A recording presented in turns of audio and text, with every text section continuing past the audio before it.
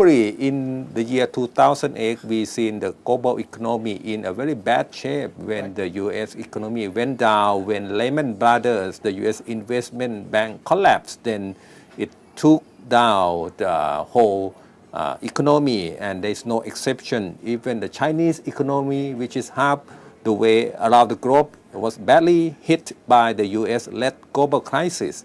So what does it mean, in your opinion, how this globalization? Well, number one, I think we live in a transformed world. Yes. It's not only a changed world prior from what it was before 2008, but it's really a transformed world. That means that the world economy is much more well integrated than we ever imagined. So that means today that crisis in Greece have repercussions across the world almost simultaneously.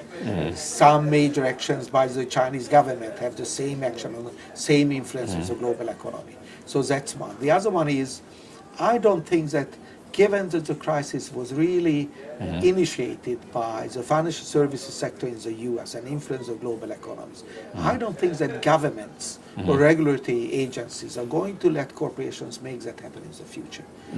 Corporations either have to learn to self-regulate themselves, not to focus on the short-term profits only, or the shareholders, but more balanced way on stakeholders. All they will be regulated. Probably what will happen, corporations will adjust, the stakeholder model will be the predominant model for running corporation successfully for medium to long term. But at the same time, more regulatory frameworks will emerge, how to run financial services organizations, how to run corporations which, for example, maybe have major impact on the environment through carbon tax or whatever.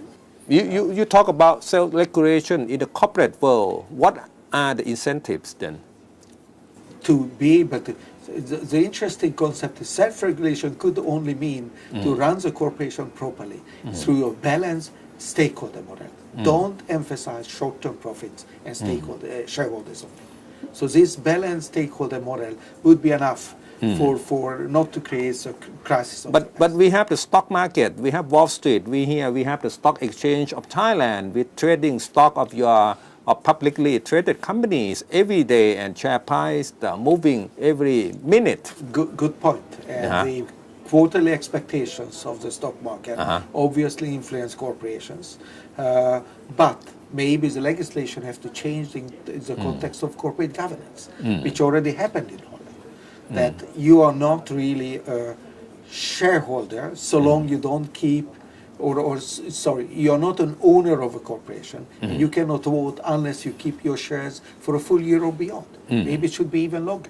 So speculation cannot come into the picture, which forcing corporation to respond to quarterly results. That's why family enterprises actually better off. You are talking about a new set of regulation on stock ownership and stock trading? Yes, yes. Well, again, you know, a corporation has the right to still have, in spite of the expectation of the stock market on a quarterly basis, have the right still to make the decision. And yes, the stock market will be sometimes influenced, but make decision based on the medium to long-term health and performance of the corporations. You mentioned about the Dow Jones Sustainability Index. Is that one first step to begin with? If the stock market wants to... The Dow Jones Sustainability Index clearly have been establishing now over a decade. How many years? A decade? I think about a decade. That economic issues are not coming isolated from social, political and environmental. And corporations which are integrating those three perspectives are delivering, ironically, higher shareholder value in medium to long term than corporations which emphasize short-term profits only. So it's good management, good business. Yes, and the stock market might penalize you very short term because you didn't perform, but you will recover. You come back later. Because in medium to long term you will have a stable performance, and that's what the real shareholders is interested in. Can you repeat the three things that the Dow Jones Sustainability Index focus on? What I focus on economic issues. Economic issues. It's one. Social, political, second. Social and political and issues. And the third one is environmental. The environment. Right. So if you take into account these three factors, you may not get a very quick share increases. But later on, in the medium and long term, the values, the shareholders' values of these companies are much better than those who ignore these three important things. Is that correct? I would even put it in the following way. Yes. More well-educated shareholders will recognize, Yes. if empirically we have evidence, that the triple bottom line, economic, social, political, and environmental issues in an integrated way provide higher shareholder value, even in medium to long term, than only having short-term profits and then nothing in the future. So I guess one suggestion for the stock exchange of Thailand and other stock markets in ASEAN countries may be to follow the path of the US market, where they have the Dow Jones Sustainability Index. Right. For stock that focus on the environment, on the economic, and on the social, political issues. And to emphasize cooperation who deliver profits, but also positive situation for all stakeholders, medium to long term, and not only short term profit emphasis. And looking forward, you think this model will replace what we have been seeing in the past many decades? The stakeholder model. I think that the stakeholder model or elements of it have been around a while. Many enlightened corporations realize that they have to combine economic, social, political, and environmental issues. Dofasco in Canada is a good example of a corporation which always practice it since I have get to know them about 20 years ago. And I think the Dow Jones Sustainability Index listing quite a few of those firms who realize it on their own and have been doing it for quite a while. So I understand that you have been the dean of the business school at the York University in Canada for more than 20 years, right? You may be one of the longest serving deans in business school. What is your observation over the past 2 decades of this development?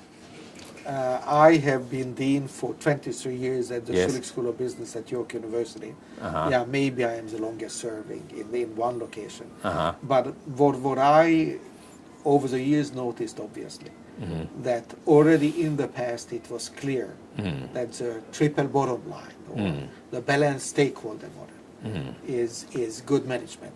Our school started engaging in, for example, starting with creating a chair in ethics, that corporations should be making ethical decisions. Don't mislead any stakeholder groups. Don't try to teach them properly, whoever they are.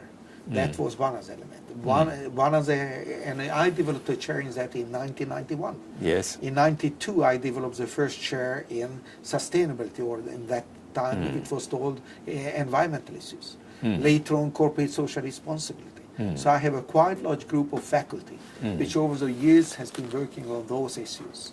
And we certainly teaching how to practice the triple bottom line, how to practice the stakeholder model, and try to get corporations. Certainly our graduates are going to try to make corporation focusing on medium to long term in a balance. But I remember that in the older days, when we talk about MBA schools, we talk a lot about profit maximization. We talk about M&A, mergers and acquisition. We talk about hostile takeover. We talk about quick profit.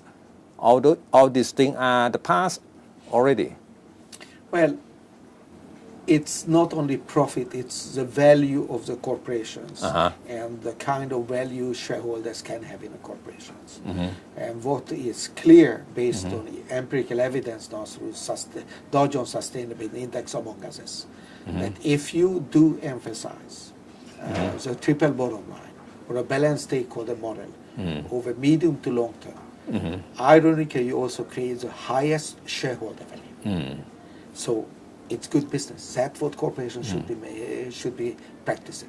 And I think one of the biggest challenge coming up for China is that their companies will adopt what you are talking about. They have the tendencies to do that. I am just coming from China, actually. Yes. Yeah. What's your observation? That it's quite clearly accepted in China that the short-term profit orientation and disregarding the environment is not acceptable. That increasingly, either the government will enforce it or corporations have to deal with that more properly. So again, Chinese corporations, just like any other corporations, any part of the world, have to apply the triple bottom line or a balanced stakeholder model. That's the way a responsible enterprise in the future have to act.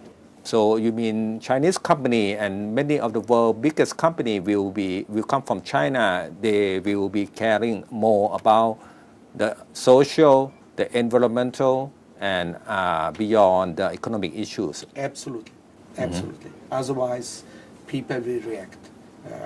Let's not forget all stakeholder groups also becoming more well-educated, and it's a more integrated world. You cannot hide anywhere in the world and destroying the economy in other parts of the world. Your home base will force you to act properly. The interconnected global economies Yes. is obvious. And what about your observation for Thai companies and company in ASEAN countries, since we're going to have the ASEAN Economic Community in the year 2015 as a single market and single production base? It would be great. It will enlarge your market. You will have corporations which can rely on larger markets and further develop the corporations, and then you can reach out from that common base to the rest of the world, just like corporations have been doing in larger economies and then succeeding. I think it will be a very positive development for Thailand and the whole region.